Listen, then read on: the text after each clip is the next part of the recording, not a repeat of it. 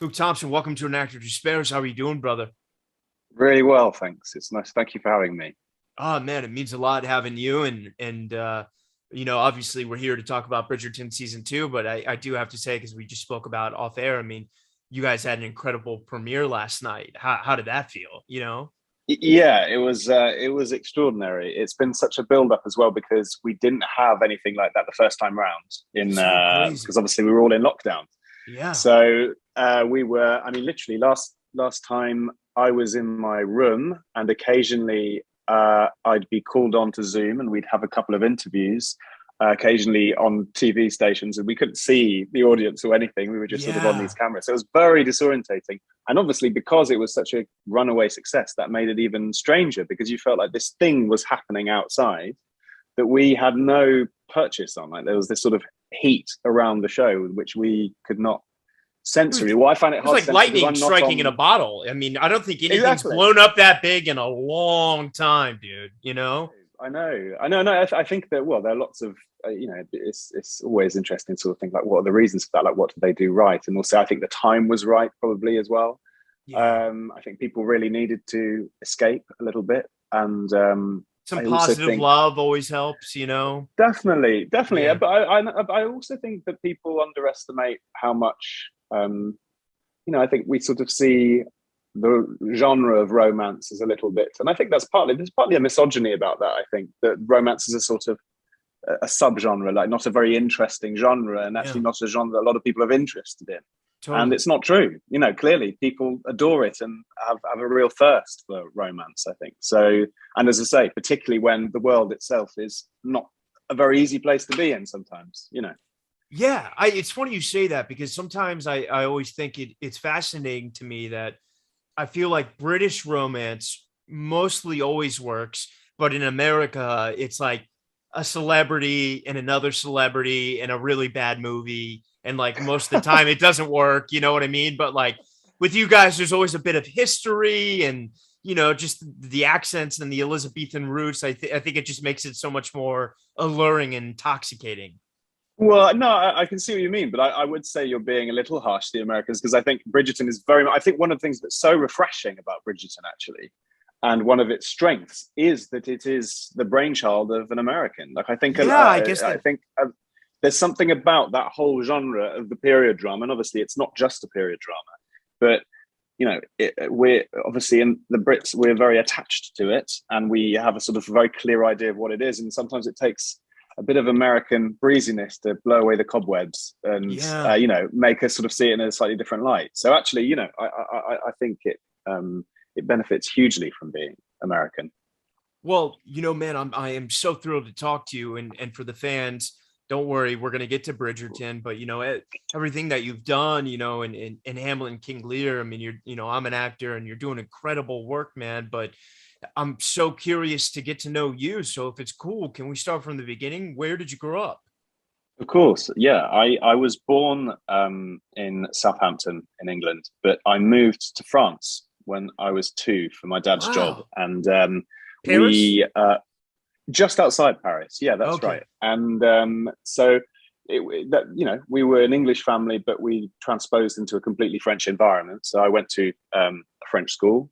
You didn't go to an Um, international one. You went to a French school. no, I went to a French Ah, school. Eventually, later on, there was. It's funny because French schools, and generally, I think that I would have benefited maybe from being in an English school in the fact that there are more sort of extracurricular activities. I think French school is quite academic. My experience of it mm, anyway was that it was very academic.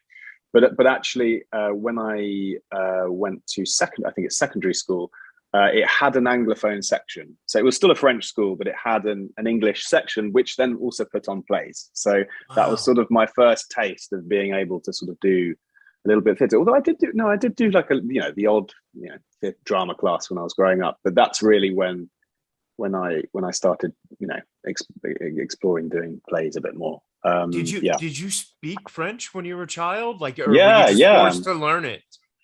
No, yeah. I mean, because the original school where we were, it was just French, so everyone was French. So yeah, we had to learn it, and actually, in a strange kind of way, I got to the point of feeling much more comfortable in French than in English because I had my parents' English, Yeah. but I then developed much more confidence, I guess, in French. And I don't know. I think it's also something about languages generally. I think, you know, we sort of tend to think of them as something that just you simply speak, whereas actually Yeah. you characterize them. You know, you make them yours. Everyone speaks a language in a very different way, and they own it in a different way. And I guess I really owned French, and then had this sort of slightly more parental version of English in my head. And actually, when I came further down the line, when I came back to England, it all switched round because then now I have, you know, a very good, you know, I can speak French fluently and I sound French, but I don't have, because I haven't been there in a long time,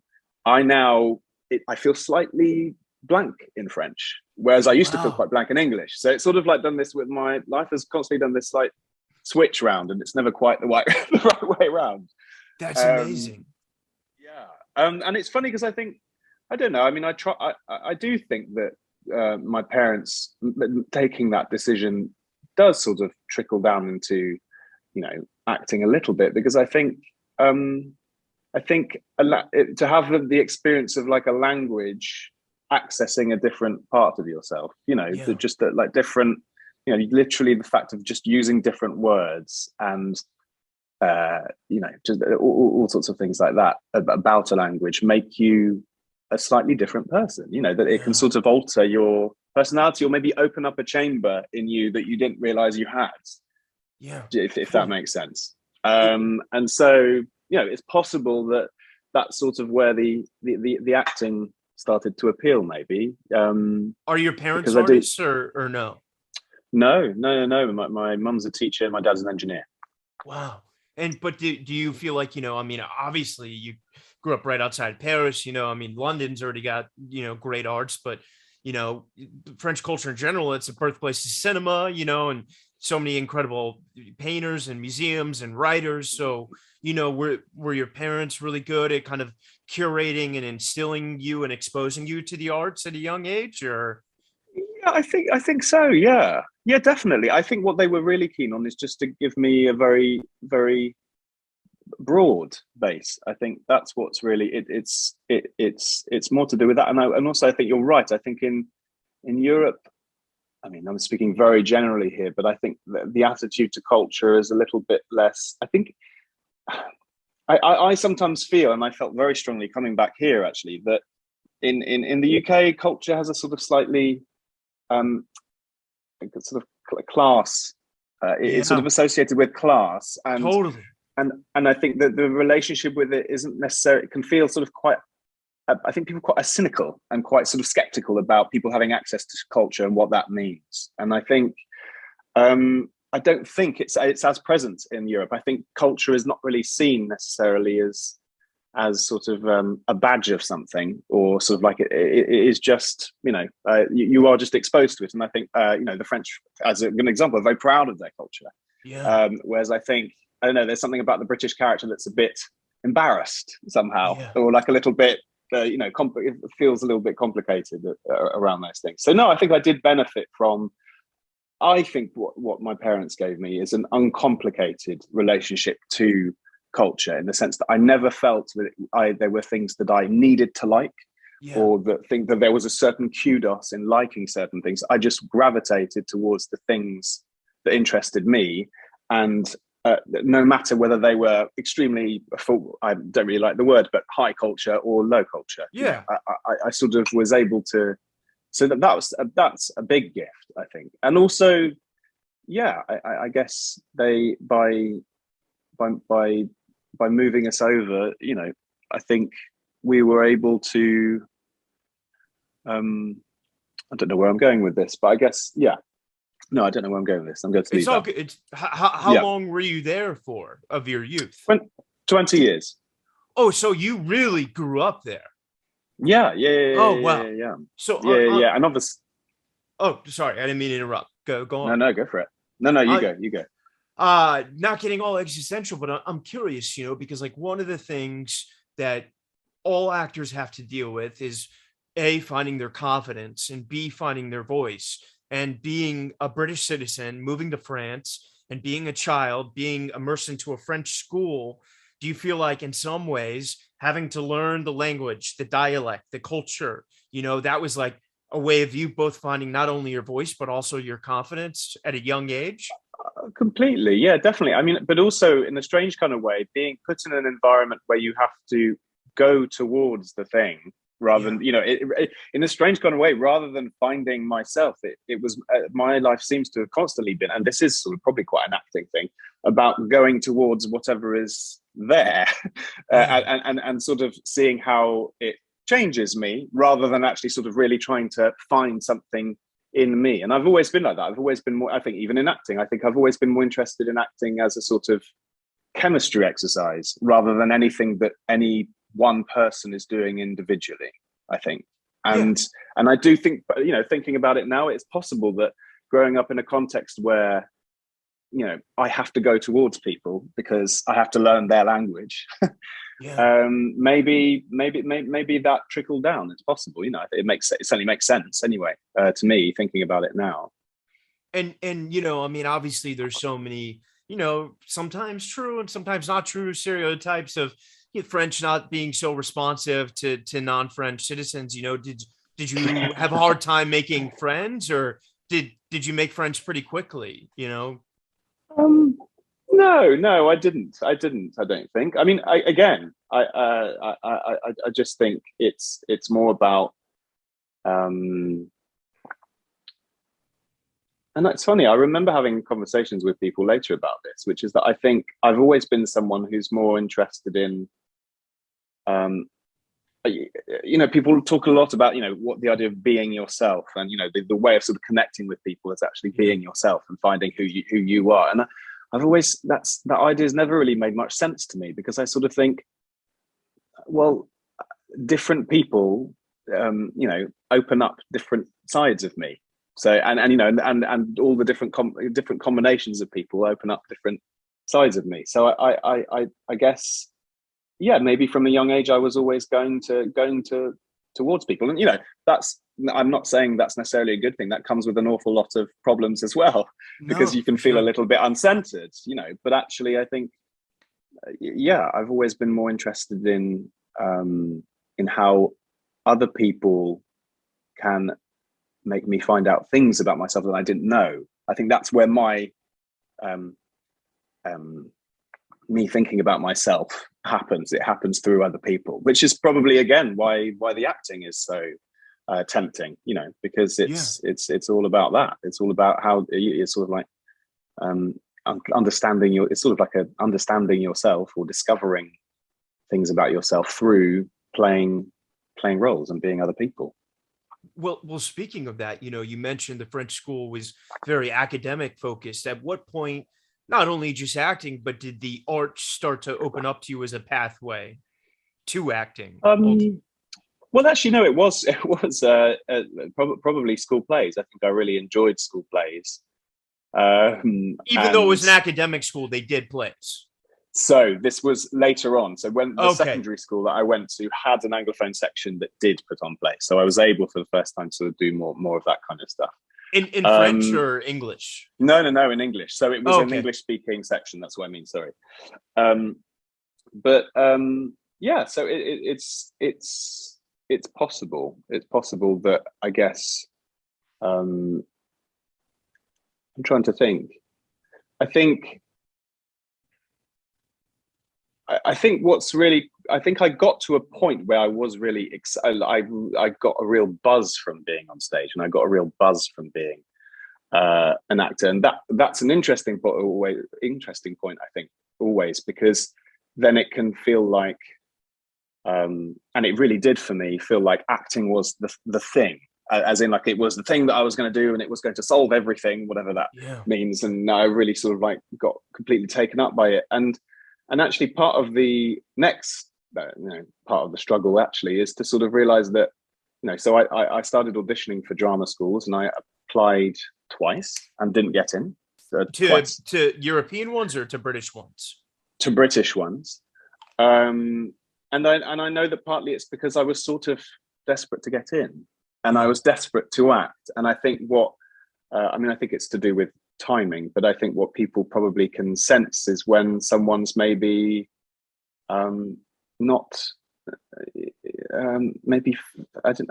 It's not necessarily about. They keep talking to you about life experience, and so I think, oh God, what is that? I just want to act, you know. But I think there is an element of truth of that. I think it's just you sort of have to realize. For me, it was about realizing that acting is only ever a medium. It's not really a thing in itself.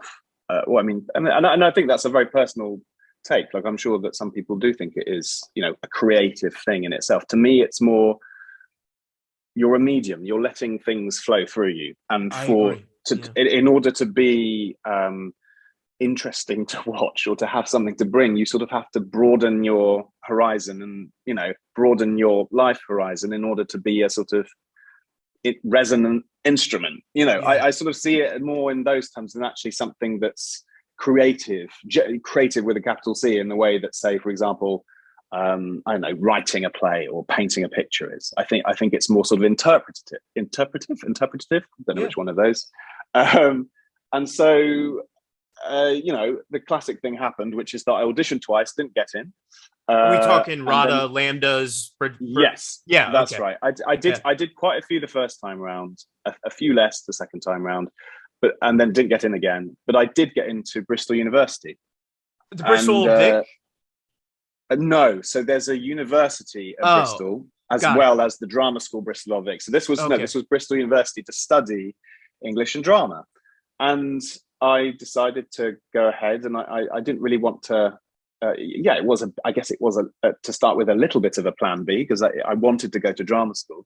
But in the end, it was the best thing to happen. Of course it was, because I got a lot more, for want of a better word, what I think they refer to as life experience, which is simply just living a bit longer and just having just a bit more behind you. And then also, I really, you know, there's so much in British universities. There's such a huge drama scene. So I think I did probably in the space of 3 years about 15, 16 plays. Oh, wow. So it was like a drama school experience in a lot of ways. Well, you can, it's all extracurricular, but you can do it. And you're on your own, you know, you're being directed by other students. You know, it's not sort of, you're not being taught anything. It's something that students just do together.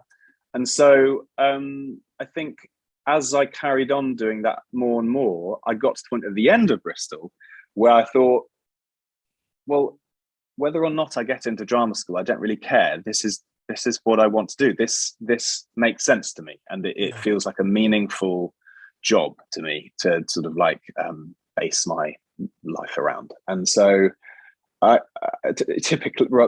a bit typically, I then auditioned a third time, thinking, oh well, I'll try anyway. And I got in. 3 years of a gap between. With 3 years of a gap, yeah. And I got into RADA. So that's amazing. So it wasn't an easy process, and I think it was really a process of trying to. Oh, it's just that irony, isn't it? That like it's that thing where you have to let go of the thing you want, and then it will come to you. You know, that's if you love it, set it free, and if it's meant to be. Yeah, exactly. And but I think it was more to do with the fact that I think it's so acting such an addictive thing for a kid, particularly if you feel like slightly you know, it sort of responds to something psychologically that's happening inside of you that really resonates with you. You can sort of really seize on it as like a thing. You know, I just want to do this, and actually, for part of me, as I say, the lesson has been to realize that you're only ever as interesting as an actor as you're only as broad as your life experience. You know? Well, you have to pull true. From. Yeah, totally. Yeah. And I'm curious, you know, because you did so many plays, and earlier, you know, when you saw the dream for yourself, was it, you know, were you okay with theater and doing plays in the West End, or, you know, was there, you know, growing up in France, was there, you know, cinema and film and TV ambition? I think I was always, from a very, I think roundabout, when I started looking at drama schools, I started slowly looking at Shakespeare speeches, and I really did. And again, referring back to what I said earlier, I think I always feel a bit icky saying, "Oh, I'm really passionate about Shakespeare," because I think it can feel like such a sort of maybe obvious, or like, you know, or it's sort of, it's like an obvious thing to say, or it's maybe sort of like someone's just saying it to sort of, I don't know, feel cultural glorified. or something. I get it. You know, Yeah. but You're not pretentious, man. It's cool. You know. It's, no, yeah. but I think it's difficult, because I think it really is just that it I love it. It makes it makes the hairs on the back of my neck stand up on end, and it always has done. And I definitely went into looking at theatre, you know, wanting to start in theatre. Definitely, I think screen can just feel quite far away, because it's such a different world somehow. I think theatre's obviously more accessible. It feels certainly more accessible and closer. But I do also think that, you know, I was so taken by all those big, you know, older, I don't really like the word classical, but older plays, really spoke to me. And and that's not to say that I understood every single subtlety about them. I just fell in love. You know, it's love's a bit more stranger than that, isn't it? Like, it's not that you just absolutely understand everything about them. It's just that they take you somewhere, and they just do something to you, and you can't really explain it beyond that. It's just, you know, Shakespearean poetry rings around in you, or it just doesn't. It's not any more complicated than that. Really, I don't think. Because you brought it up, I'm so curious, because like one of the thing, particularly us American actors struggle with the most when it comes to Shakespeare is the iambic. And having gone to a university and not, as you said, had like, you know, teachers that are, you know, been teaching actors forever, you had, you know, fellow students doing it and learning it together. Do you feel like you had a good idea and understanding of iambic, pentameter, and working within that, you know? Well, I think the thing that's interesting about that is that, so yes, I think up to a point that kind of academic knowledge can be useful, but I also think that the iambic pentameter, for me anyway, is just the closest poetic way of imitating natural speech. There's nothing particularly technical. It's not a clinical practice. It's never been for me, no. And actually, I think a lot of doing Shakespeare for me has been about, it's almost like if you read a bit, you get an allergic reaction to it. And a lot of the work is about getting rid of the allergic reaction. So you'll start doing strange things with your voice, you'll start emphasizing words, or you'll start sort of thinking you need to do more here or do less here. And so much of it is about trying to sort of think of it as just like any other text, and I do think it is. And I think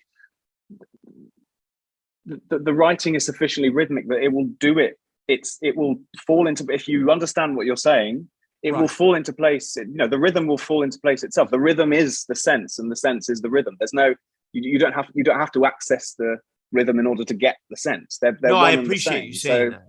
Yeah. You know, I just think people, again, there's a sort of tension. It's interesting, quite complex, I think, here in the UK, because I think there's a great relationship with Shakespeare, because I think obviously he's from here, and I think he taps into something that really I'm scared. Really I thought he was great. With the British. Who knows, whoever he was. Yeah. But you know, I think obviously he resonates, but there is a sort of cultural weight and tension around him, which makes him very sort of I think people get very misty-eyed and a bit nostalgic and a bit tearful about him. And I think, you know, particularly you have like a lot of older actors or older teachers who sort of see it, you know, almost discuss Shakespeare. It's like the Bible.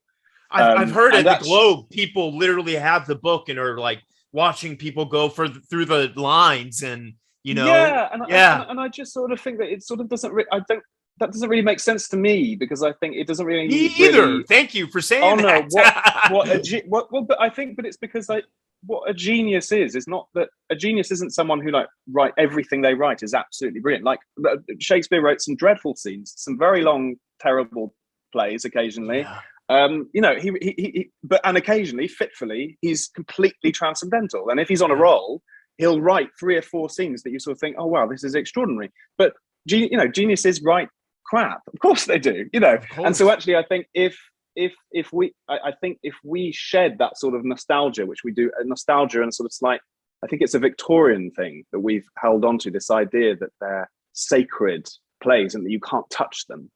Whereas actually, of course, you should cut them. Of course, you should cut and paste them, because they were, as you know, they were fluid pieces. There's not a definite version of each of those plays. They were all redacted by a group of actors. I mean, who knows what the original, authentic version of it was? You just don't know. So I think if we had a little bit more of a relaxed attitude to it, and so, you know, to answer your question, I think actually the iambic stuff and just generally that sort of attitude can be a bit of an obstacle, and it can be a bit of an obstacle to overcome. And actually, I think a lot of people who aren't English, including Americans, but I think also especially Europeans, us, I feel like, you know, we're so scared of it, you know. But the irony is that I think you probably have more of an easy access to it, because there's not that cultural, oh God, I need to do this. There's not that sort of sense, you know. I think expectation, a lot of people, or in the same way that I think that I've worked with. I remember when I did Hamlet with Andrew Scott. I think and I'm right King in saying, Lear as well, right? You did. That's right. Yeah. But Andrew Scott I don't think trained, but as a result, he had a complete, you know, he just didn't care. He had a complete freedom with the language, and he had an uncomplicated relationship to it. Whereas actually, I think sometimes if you can go through drama school, and it's no fault of the school itself, it's just that, you know, it gives you the tools that it has. But you can leave drama school sort of thinking, oh right, I need to be doing the iambic, and I need to be hitting this word, and I need to hit all my consonants, and it's just, I just don't think it's true, and I don't think it's even. I think it's nostalgia. It's incorrect nostalgia. I don't think that's even what it was like. I think it was much more rough and ready. And I think Shakespeare is a much more rough and ready writer, much chattier writer, actually, I think, than a lot of people take him for. I think particularly over here, we're given, you know, often Shakespeare plays, when you go and see one, they could be quite boring because they're so clinical. It's very reverential. There's no emotion, you know. That's and I'm so curious, you know, like having applied to drama schools, not getting in, you know, like every actor goes through that, and then coming back, getting in.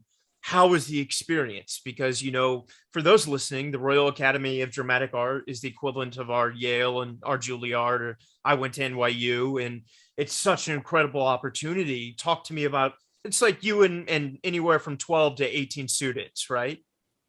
There was 28 of us, actually, 28 in the year. Bigger group, but how was that experience? Because it's 2 years or 3-year program.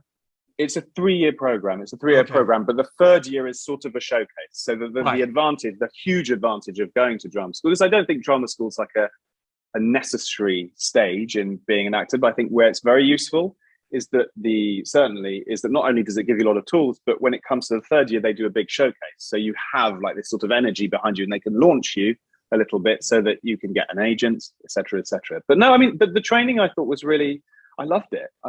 It's very interesting. I think, again, you sort of have to, the danger of it, I think, is that you can sort of tend to, there's sort of maybe an innate paradox in teaching people how to act, right? Because acting's just expression, it's personal expression. So yes, there are things you can learn and things you can work on in terms of voice and movement, all of that. But actually, I think the danger sometimes is that I felt like I sometimes, and this is my reaction to it rather than what was being taught me, I felt like I got a bit obsessed with the idea of doing good acting and being a good student. And which drama school always makes, and it's sort of silly because I look back at, you know, if I had something to say to myself when I was at drama school, I would have said, just relax a bit with what I know now, and also just don't forget that fundamentally it's just about expression. It's just about how to express yourself, and so it's much more about yourself than it is about doing the right things in order to be a competent good student. And I think so that there's that slight tension, but the advantage of it is that you get exposed to all sorts of stuff. So you get exposed to Greek plays, you get exposed to Restoration plays, Shakespeare, modern stuff, improvisation. You get the lot. So that's hugely valuable, but I think sometimes the lessons don't, the pennies don't actually drop until much later on.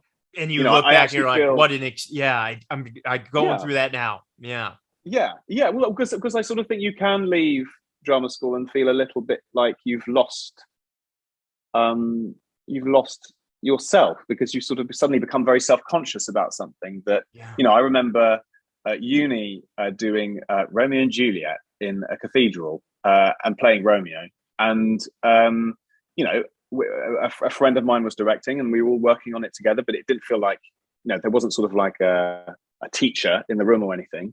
And, I felt so free and I felt so, I just found it so easy. And then you feel like kind of going through drama school after a while, you can sort of lose that spontaneity and that sense of, because you can't fail, I don't know? Yeah.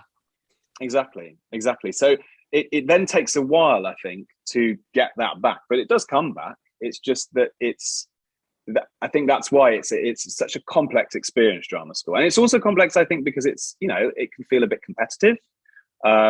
You're with 28 people who want to do, the same job, although it's not necessarily the same job, but that can feel difficult. We had a very nice and close year, but I think still it's a tricky balance. So I've really enjoyed it and I learned loads, and I'm also extremely grateful to it because it, going back to my sort of Shakespeare obsession, one of my dreams really was to perform on the Globe stage. Wow. And I do think that RADA through the showcase, I think, actually I'm trying to think how that happened. I think it might even been that the Globe went to RADA, sent a sort of casting note to RADA in the third year, asking if there was anyone who'd want to audition for Lysander. I think, I have a vague memory of this, but I think that's sort of how it happened. And I did the audition and got it. So my first job was at the Globe doing that play. Yeah. Wow. It was incredible, and I it's amazing, isn't it, how quickly you get used to things? Because now if I get a job, I'm really delighted. Of course I am, but I'm a little bit more distant from it. Or I don't know. But the first one, I just remember the first one. Yeah, it's just electric, and the fact that also it was at the theatre that I desperately dreamt of working at, doing a play that it's only a playwright that I was particularly excited about. There was no feeling like it, and it's an incredible, it's an incredible space. It's a very complex space, the Globe, I think, and it's actually a really good place to learn a bit more, actually, because it's got a strange paradox, because it makes you do all sorts of things that maybe you shouldn't do as an actor, in terms of enjoying yourself a little bit too much and shouting a lot. Whereas actually, inherently, it's a very delicate space. It's made of wood, so you can actually be very, very quiet on the Globe, and actually, to be honest, because it's out in the open air, and so there's lots of distractions, you have to be very focused and really make it very clear at each given moment where you want the audience to look and what you want the audience to think. And so it's a funny sort of complex battle there, because and also because the audience are so part of it, which again makes you I think that's something about the project of the Globe that's so interesting, which is getting back to that original setup makes you understand that a lot of those plays, the logic of how a lot of those plays are performed, and that it was with that it's sort of much more of the audience are much more active and participating than when you're sat in a dark theatre, just leaning back and just letting the play come to you. Like when the audience is literally lit, they're coming towards you, and they have to sort of be part of it just as much as I feel like you can only ever really understand what happens with a Shakespeare soliloquy if you try it in that context of the Globe, where you're just simply talking to a group of people. The number of times you do a drama school speech and you're doing a soliloquy and you're having to do it to a wall, or I mean, yeah, thou you're like, nature this art, my doesn't make goddess. sense. Yeah. And it doesn't make sense, and it just makes so there's something about the structure of the building that makes so much sense and sheds so much light on how the plays operate. But there's the temptation of it becoming a little bit pantomimic, because the audience is intoxicated because they're so part of it, so alluring that you can easily, like night after night after night, you get a little bit more so it's like a bit, it's such a balance. You have to constantly check yourself, I think, in a space like that, to try and sort of stay true and stay on the play, and don't let the audience take over the play, right? Which is really, really it's a difficult one. I feel like you and I could do 15 hours on this, but because I know you have limited time, you have to come back, because you and I could go for so long. I do want to talk about you getting rep and moving into the film and TV world, and ultimately we'll get to Bridgerton. So talk to me, of course, doing that Globe gig. Did that, because I know you had a showcase at RADA, but did that, I can't imagine anyone came and saw that. And did that get you a rep, or talk to me about how that happened? So no, I actually got rep before that. So the showcase at RADA, before this happened, the showcase at RADA, which was another set of plays, agents come to those showcases, and I signed at the end of, I think, in the middle of the third year. So I had an agent by that point. And no, I mean, I carried on for quite a long time in theatre, but then these doing Hamlet and King Lear, and that's right, and sort of still looking at those plays, but maybe with a different light. I worked a lot with a director called Robert Icke, who is sort of quite different to the Globe approach, really, in the sense that for him it's all about, he talks about it like taking like getting the right adapter. There's like when you go on holiday and you have to use an adapter to get the plug to get the I love that metaphor. Electricity to suck. And I think for him, he's sort of like, well, the plays are the plays, and we have to find a way to sort of get the electricity we have to find the adapter in order to get the original electricity to flow through it. And that, actually a lot of the stuff that makes them old plays, so even Elizabethan costume, Elizabethan everything, just distances them in a way that's maybe not useful. So, I carried on sort of on that journey, but alongside all of that, I did start doing occasionally tapes for film stuff and screen stuff. And what time, or like what era are we talking, like 2015 here? Or? Yeah. And I mean, God, you do so many tapes and you hear nothing. You do like 99%. 892 before you get one. Yeah. And it's a mysterious process, because I think you can start thinking, oh, what's the point? What people, there's no feedback. I bet they're not even. I bet people aren't even listening, or watching. But also, I think. I think about it also, even in terms of auditioning for drama school. I think that the setup is so strange. The setup of doing a tape is so strange. It just takes getting used to it. Do they prepare you for that nowadays at RADA? There's a little bit. There's a little bit. I mean, it's funny. We were just on the cusp, I think, at RADA, because there's been such an explosion in tapes. Because they were still in person right before the pandemic. That's. But not only that. I think TV, the big TV explosion that we've all experienced in terms of like the abundance of screens suddenly hadn't quite happened by then. So I think, and also, RADA was a bit more traditional. RADA was more sort of at that stage was more. Now it's changed. I think now they can see that there shouldn't be this big barrier between screen actors and theatre actors, and people want to be able to do both. And so, they should be able to learn the skills for that. But I do think actually one of the things that I missed maybe at drama school is like really a lot of time on tapes, because a lot of it is just habit. I think a lot of the struggle for me was trying to find a way of making friends with the process of doing a tape, because I hated it. It took me 6 hours to do it.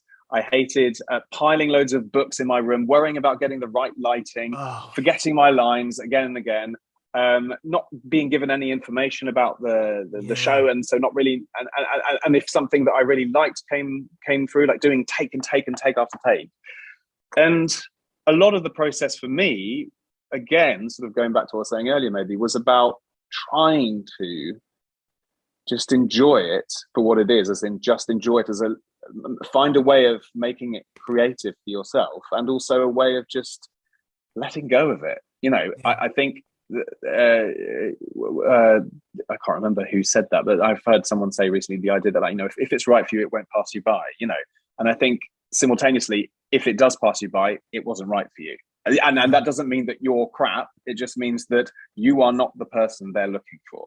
Yeah. And it's as simple as that. And I think it's a hard thing to accept, though. It really. Oh, it's really hard. Really hard. I still can't do it fully. I go through phases. I go through phases where I really am on a roll, and I enjoy doing tapes, and I do a tape, and it's still quite uncomfortable a lot of the time. Because it's not particularly comfortable to do. Yes, Dunkirk was a tape. Yeah, that's right. Yeah. But simultaneously, I think my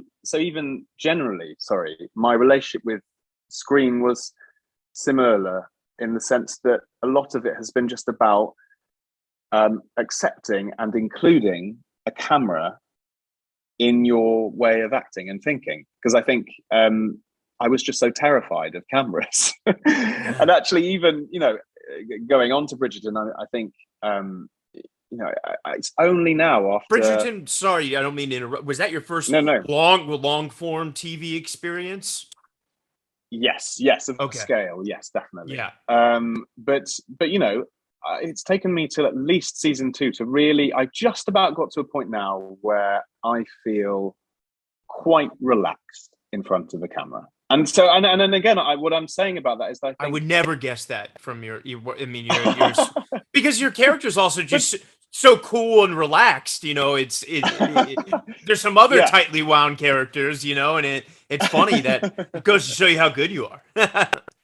Well, actually, no, but what is true about that is that I think Benedict was really helpful to me in that sense, because he's so relaxed. So it was perfect to sort of use that as an excuse to try and sort of. I have to be relaxed. I have to be relaxed. Yeah. Exactly. Can I interrupt just for a second? Can I put a light on? It's just the light is getting really down. Yeah. And I just need to. I was like, we're going for a brooding mood. I like it. Let me get back. There we go. That's better. Then I can see. I'm sure 17 million more girls have tuned in now that the light is on you.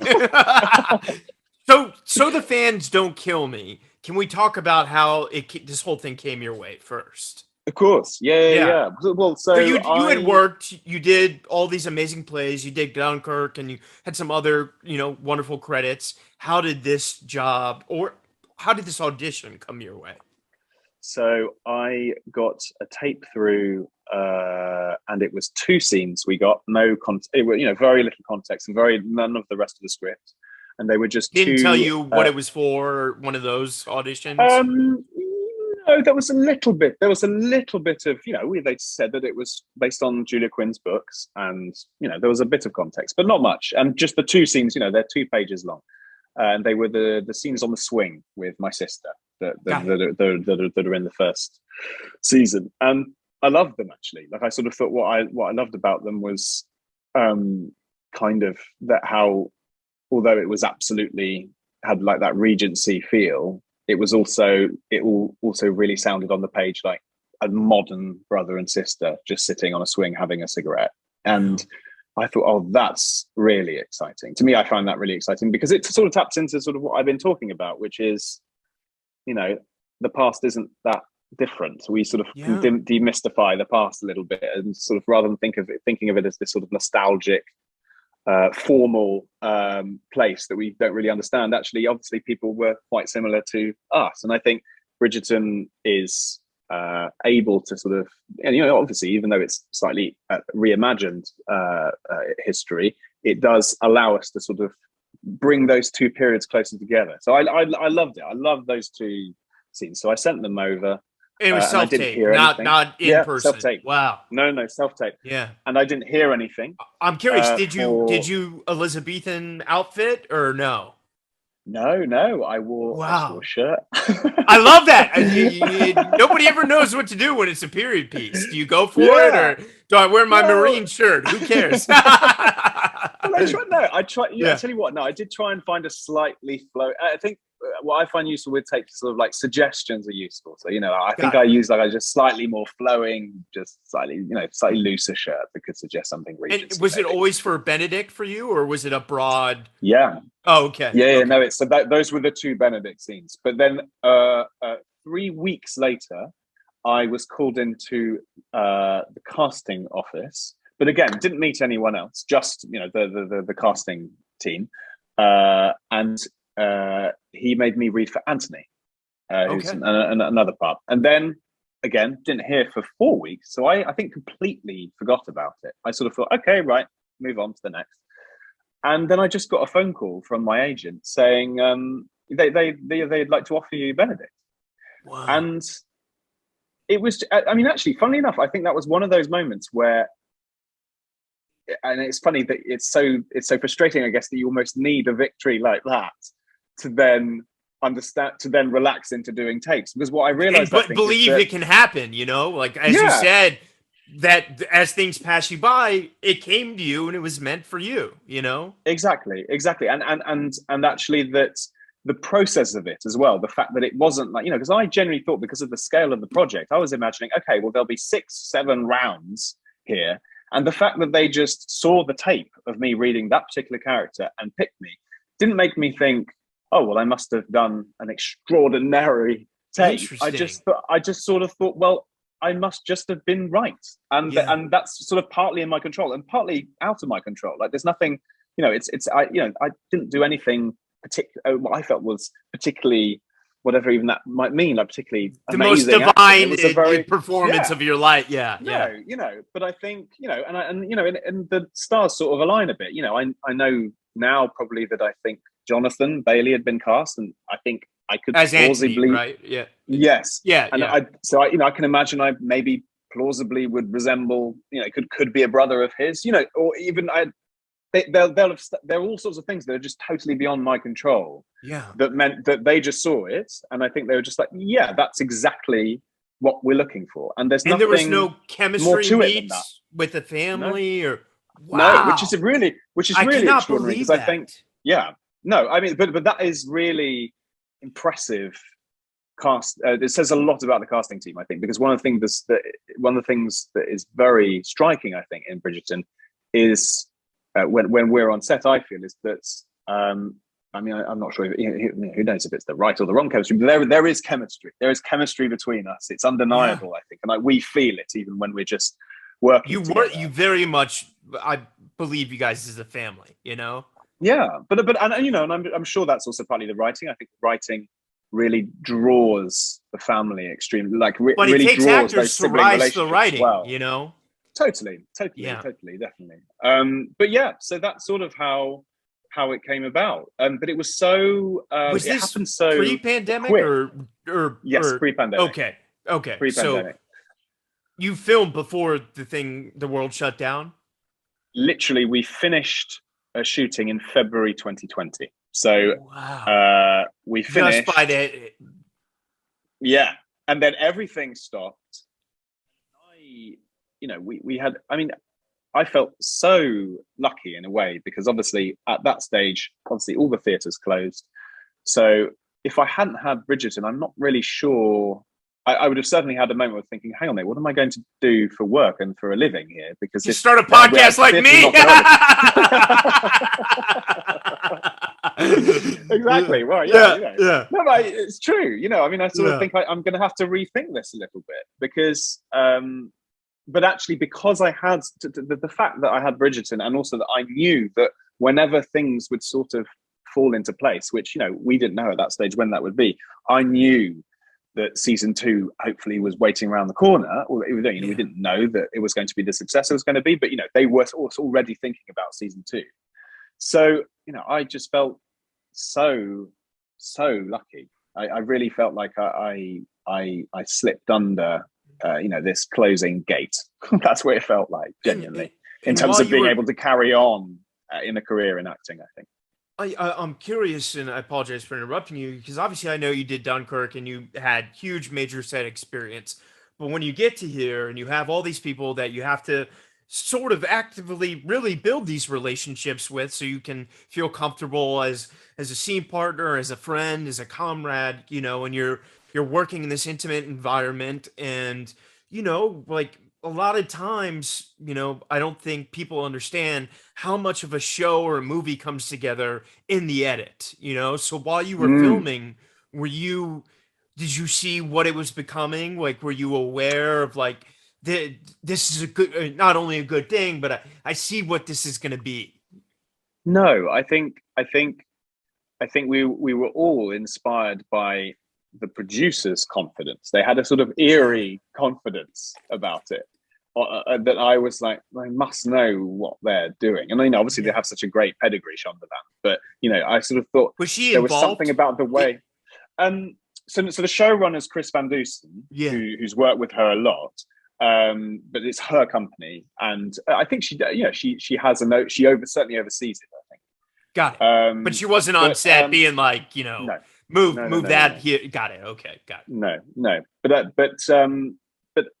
yeah, I'm trying to think how it all. I think there was a sort of sense that we were in very good hands. But beyond that, no, I think because Bridgerton's such a distinctive cocktail of things, the fact that it's a little bit of a period drama, but it's also based on romance novels, and it's also being self-consciously modern and And it's just doing something funny. else.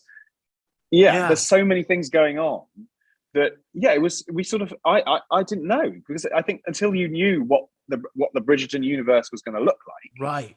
you sort of thought, oh God, how is this all going to fit together as a coherent whole? And I think the most amazing thing about watching series one, when I watched it, was getting that shot of Anthony and Daphne arriving at the ball, and sort Yeah. of going through suitors like they were on Tinder, sort of like, no, not him, not him, not I him, never even with thought like, about that analogy, but yeah, it's so true.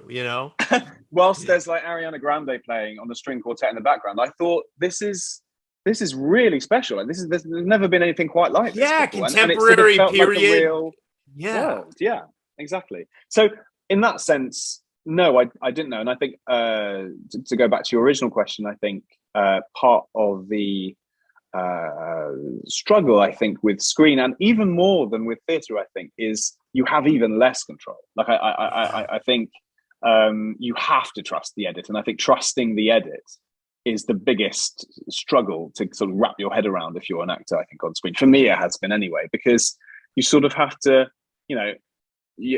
people are looking after how you look. They're looking after your makeup. They're looking after your hair. They're placing, they're essentially sort of placing you in the scene. Sometimes, they're very particular marks you have to hit. So it's extremely technical. And so part of the challenge, I think, on screen for me has been, how do you abdicate control of a lot of things Yeah. and still manage to hold on to this thing you're doing, and not completely give up and say, right, I'll just be a puppet, just put me Yeah. wherever, and that's the sort of, it's such a weird balance to strike.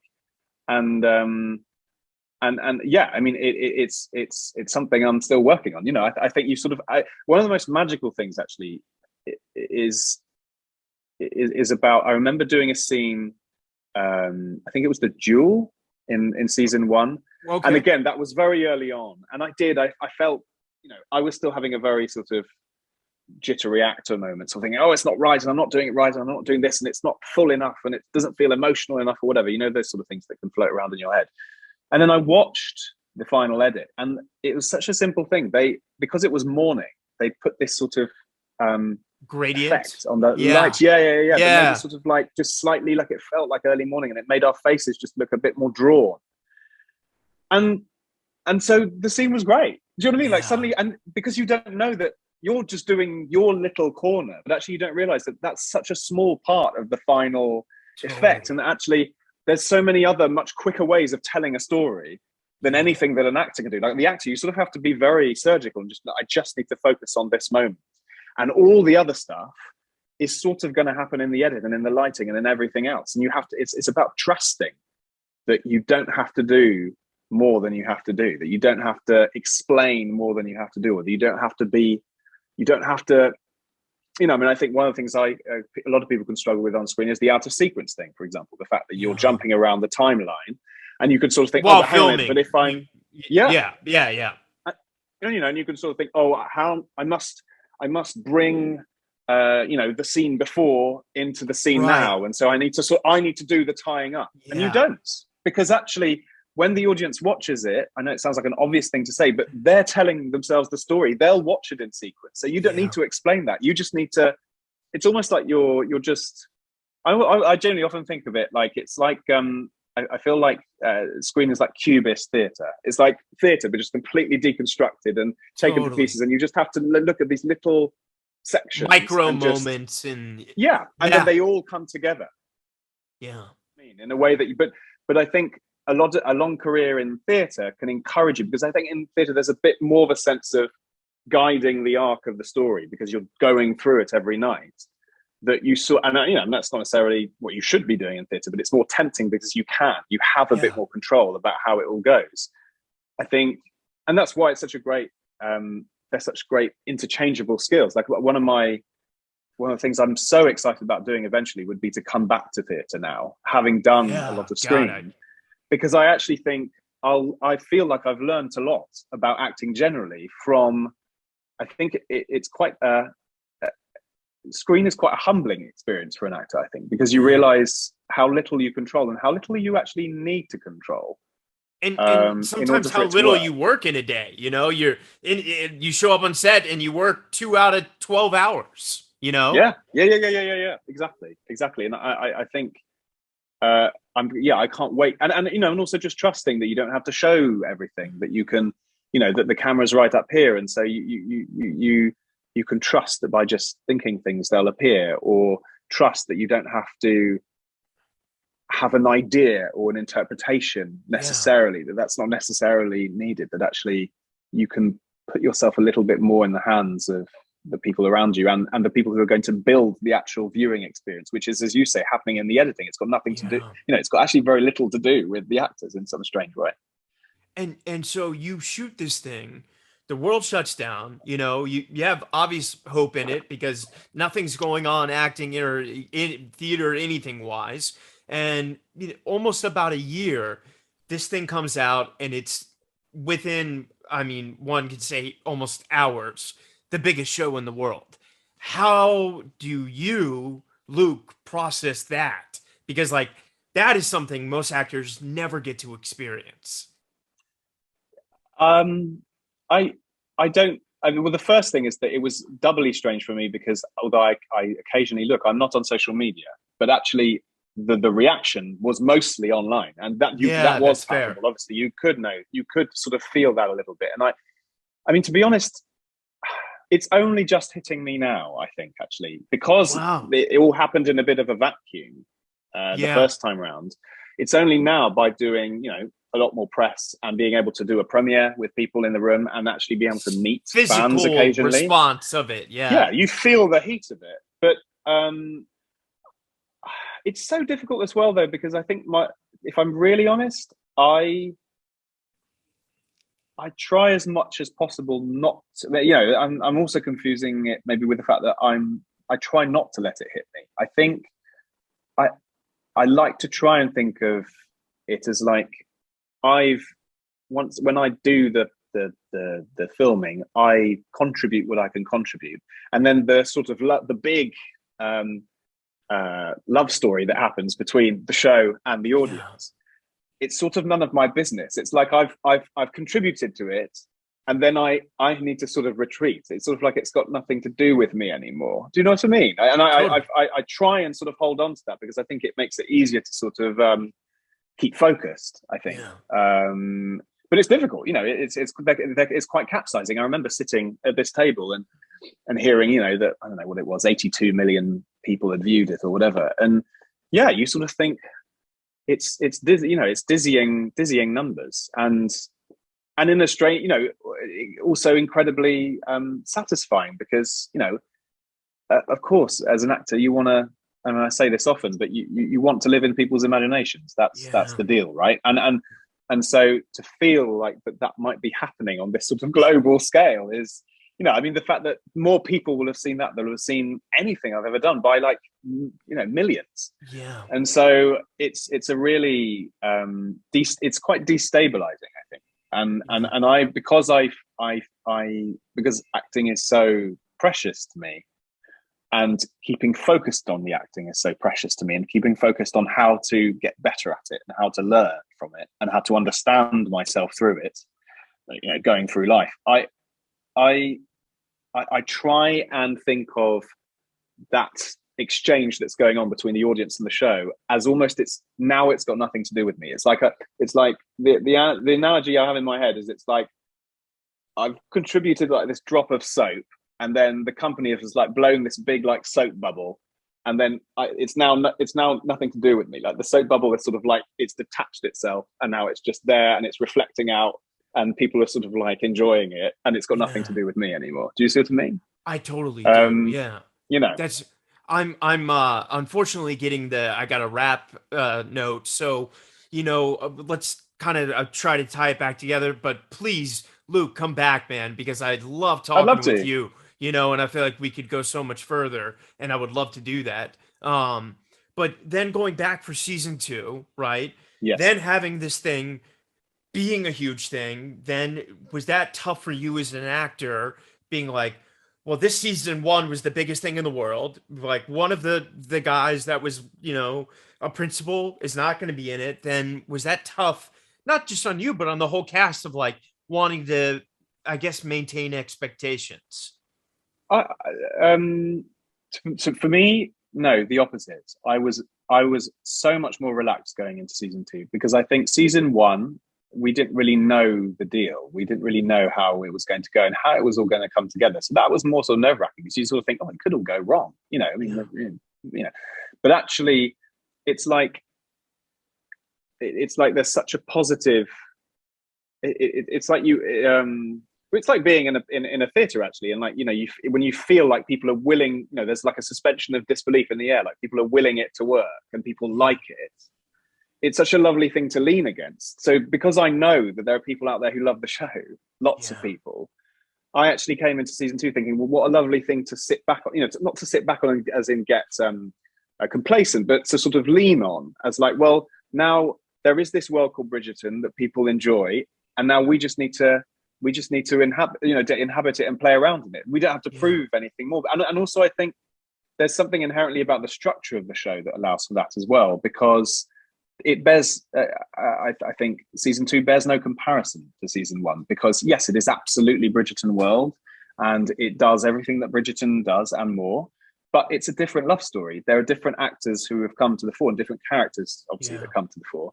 And so, it would be absurd to try and recreate the story of season 1. And the beauty of it is that every season, hopefully, it will regenerate itself, because it doesn't. I mean, I think with a lot of series, the problem can be, how do you, if you're keeping the same characters in the front line, how do you sustain them through, 8 seasons? Like, how do you keep the plot lines going? And sometimes you feel like you're sort of gratuitously elongating picking at straws to try yeah, exactly. And actually, with Bridgerton, the structure is sort of brilliant, because it fights against that, because there'll just be a whole new feel every season each time. So actually, I really don't feel that, and I think the first season I loved, and I thought it was it's its own thing, and it had its own magic. But I think season 2 is different. It's just got a different feel to it. And you're great in this, and Benedict goes through an awesome journey, and I know you're going to have a season 2, a season like for Benedict soon. But I guess to conclude, 2 final questions is, one, now that you've had this incredible opportunity that people love you, what do you want to do? And, obviously I know you have commitments, but like you mentioned theater and then final question outside of that is like, for everyone listening that didn't get into drama school, that, the pandemic ruined auditioning for them and didn't get the agent, what advice? Sorry, I know those are 2 really big questions, but I just, you've been amazing. I gotta, yeah. What I'd like to do, well, I'd love to work in French one day. I think I'd love to get the experience to because I think I have quite on film or stage or both. Either. Yeah. Both, either. Yeah. I think screen is particularly tempting because I think French cinema is so brilliant.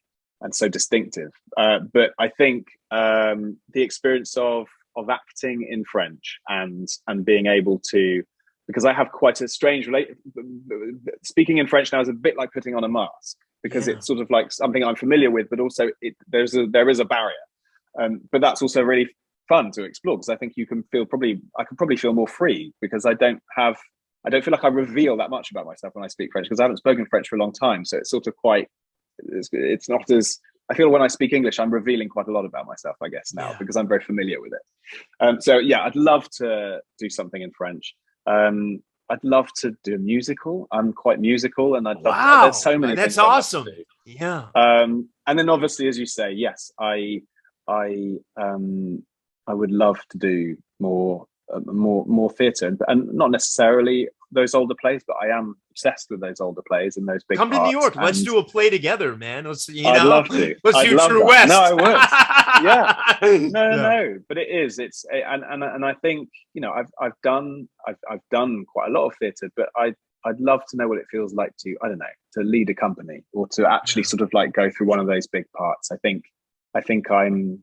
I'd like to think that I want to find out, actually, if I'm capable of doing it. You are. I have no doubt about that.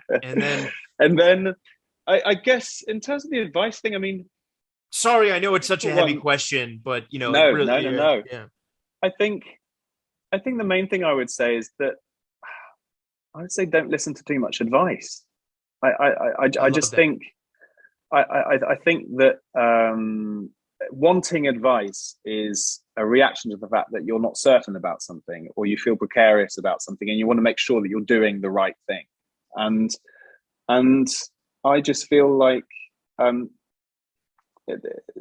part of being an actor and being creative in any sort of sense, I think, is you're always going to be a bit restless and not really know. Like, you're aware of this sort of knot inside you that doesn't quite make sense and you can't quite work out. And maybe the answer is not about solving it. It's just about constantly sort of dealing with it and living with it and learning to find it sort of interesting, like learning to find what you can do interesting, rather than worrying about whether you're doing it right, or if you're doing the right thing. So I guess I'm saying that as something that I wish I'd have said to myself, which sort of links into what we were talking about, through drama school and everything. It's just a sense of, don't listen to too much advice. Like, you have, if not the answer, you're the thing. It's not. No one else knows,